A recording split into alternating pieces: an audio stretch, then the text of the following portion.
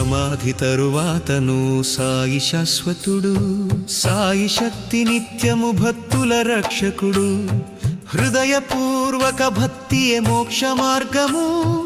ఓం నమో శ్రీ సాయినాథ పరబ్రహ్మ స్వరూపము. దివంగతుడైనను దూరము కాదు సాయి, సమాధిలో నుండి కాపాడే దయామయుడై.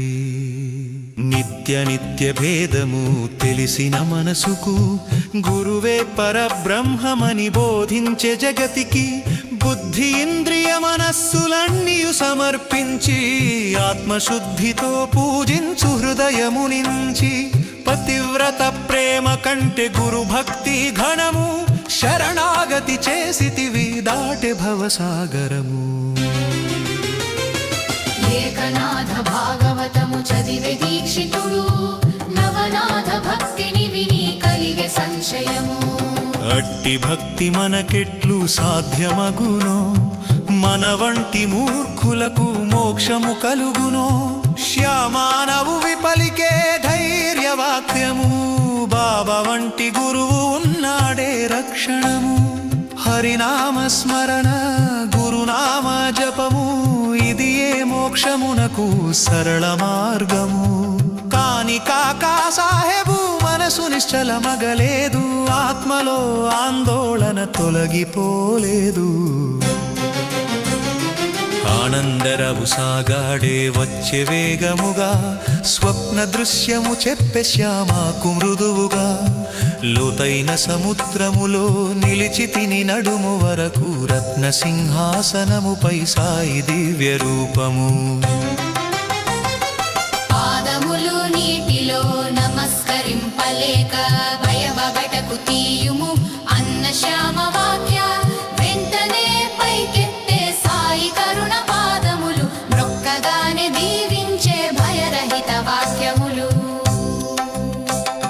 శ్యామాకు పట్టు పంచే దానమిచ్చుము అనే దివ్యాజ్ఞా రక్షక భక్తి రహస్యము. చీటి వేసి తెలిసే పుచ్చుకొనుము సంకేతము, కాకా సాహెబు సంశయమంత తొలగే క్షణము. నాలుగు మూరల పొడవు గల కంగ్ల బల్లపై దీపములు వెలిగించి పండుకొనే సాయి. తరువాత విరిచి ముక్కలు చేసి పారవేసే, అది బాబాదే మహర్షాపతిది కాదనే తెలిపే.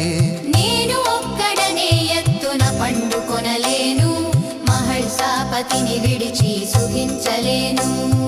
కండ్లు తెరిచి నిద్రించగలవాడే పుణ్యవంతుడు, నామస్మరణ వినువాడే యోగివరుడు. హృదయముపై చేయి ఉంచి వినుమనెదను, నిద్రపోయిన చోలేవ గుట్టుమనెదను. మంచి గాని చెడ్డ గాని మనదే మనకు, ఇతరులది ఇతరులకే అన్న సత్యవాక్యము. గురువే తండ్రి, గురువే దైవము, ఇతరుల బోధల కన్నా గురువచనమే సత్యము. సర్వస్య శరణాగతి చేసి నమస్కరించుము, సూర్యుని ముందు చీకటి లేనట్లు భవసాగరము దాటుము. సర్వ జంతువులందు సాయిని దర్శించుము, హృదయ ఫలకమందు ఆయన పలుకులు చెక్కుము.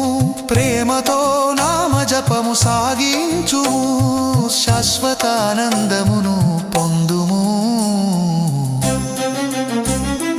కాకా సాహెబు సంశయము తొలగించిన సాయి, ఆనందరావు దృశ్యముతో కరుణ చూపిన దయామయి. మహర్షాపతికి ప్రేమతో తోడైన నాథ, భక్తులను దాటించు భవసాగర పారాయణ.